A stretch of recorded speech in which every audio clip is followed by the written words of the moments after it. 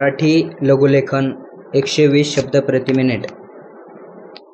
Ready start. राष्ट्रीय मार्गदर्शक तत्वानुसार 1500 आणि त्यापेक्षा अधिक लोकवस्तीची सर्व गावे तसेच 1000 ते 1500 दरम्यान लोकवस्ती असलेल्या गावांपैकी 50% गावे 1990 पर्यंत बारमाही रस्त्यांनी जोडावयाची आहेत. या अंतिम उद्दिष्टांचे 50% उद्दिष्ट 1985 पर्यंत साध्य करावयाचे आहे. आपल्या राज्याने हे अंतरिम उद्दिष्ट आधीच ओलांडलेले आहे. परिच्छेद. मुंबईतील जुन्या व मोडकळीस आलेल्या इमारतींच्या दुरुस्तीचे काम महाराष्ट्र गृहनिर्माण व क्षेत्रविकास प्राधिकरणाकडे सोपविण्यात आले आहे. या कामासाठी 1983 ते 84 या वर्षी प्रारंभी रुपये 12.62 कोटींची तरतूद करण्यात आली होती. ही तरतूद नंतर रुपये 18 कोटीपर्यंत वाढविण्यात आली. याशिवाय महाराष्ट्र गृहनिर्माण क्षेत्रविकास प्राधिकरणाला जनरल इन्शुरन्स कॉर्पोरेशनकडून रुपये 10 कोटींचे कर्ज सहाय्य मिळाले आहे. त्यामुळे आता महाराष्ट्र गृहनिर्माण व क्षेत्रविकास प्राधिकरणाला चालू वर्षी रुपये 28 कोटींचा कार्यक्रम हाती घेता येईल. परिच्छेद. जागतिक बँकेच्या सहाय्याने रुपये 250 कोटींचा निवारा प्रकल्प हाती घेण्याचे राज्य शासनाने योजले आहे. या कार्यक्रमाखाली मुंबई महानगर प्रदेशातील 85,000 विकसित भूखंड प्रामुख्याने कमी उत्पन्न गटातील लोकांसाठी उपलब्ध होतील. तसेच या कार्यक्रमात बृहन्मुंबईतील झोपडपट्ट्यामधील 1,00,000 झोपडपट्ट्यांचीही सुधारणा करण्यात येईल. या संबंधात लवकरच जागतिक बँकेशी करार होईल अशी आशा आहे. दरम्यान शासनाने या प्रकल्पाच्या अंमलबजावणीसाठी पावले उचलण्यास सुरुवात केली आहे. परिच्छेद. नागरी जमीन कमाल मर्यादेच्या संदर्भात शासनाने दुर्बल घटकासाठी एक गृहनिर्माण योजना जाहीर केली आहे. जमीनधारकांना कमाल मर्यादेपेक्षा जास्त असलेल्या जमिनीवर 25,40 व 80 चौरस मीटरपर्यंत क्षेत्रफळ असलेले निवासी गाळे बांधण्याकरिता सूट देण्यात येईल.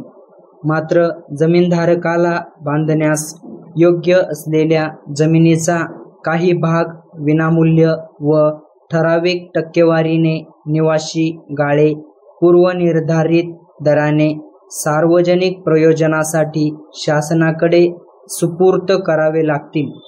या योजनेला चांगला प्रतिसाद मिळाला असून आतापर्यंत शासनाकडे सुमारे 4,000 अर्ज आले आहेत. परिच्छेद.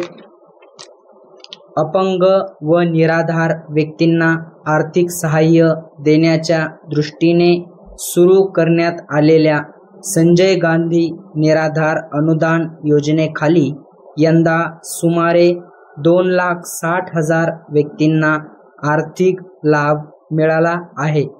या योजनेची व्याप्ती शासनाने नुकतीच वाढविली असून आता विधवांना त्यांचे एक मूल 18 वर्षाचे होईपर्यंत अनुदान मिळेल. परिच्छेद.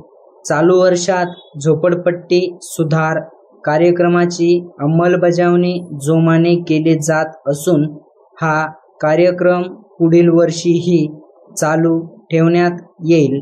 चालू वर्षात अंदाजे 4.5 लाख झोपडपट्टीवासियांना या योजनेचा लाभ मिळेल अशी अपेक्षा आहे. परिच्छेद. 1 जानेवारी 1984 रोजी राज्यात 11 महानगरपालिका व 211 नगरपालिका होत्या. या सर्व महानगरपालिका क्षेत्रात व 205 नगरपालिका क्षेत्रात पिण्याच्या पाण्याची व्यवस्था करण्यात आली आहे.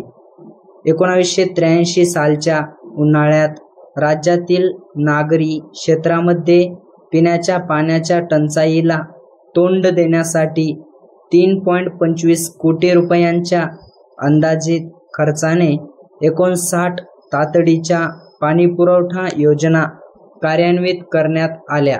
परिच्छेद प्राथमिक शिक्षणाच्या सार्वत्रिकरणाचा एक भाग म्हणून 200 किंवा त्याहून अधिक लोकवस्ती असणाऱ्या 1 किलोमीटर अंतराच्या परिसरात प्राथमिक शिक्षणाची सोय नसणाऱ्या सर्व महसूल गावांमध्ये प्राथमिक शाळा सुरू करण्यात आल्या आहेत.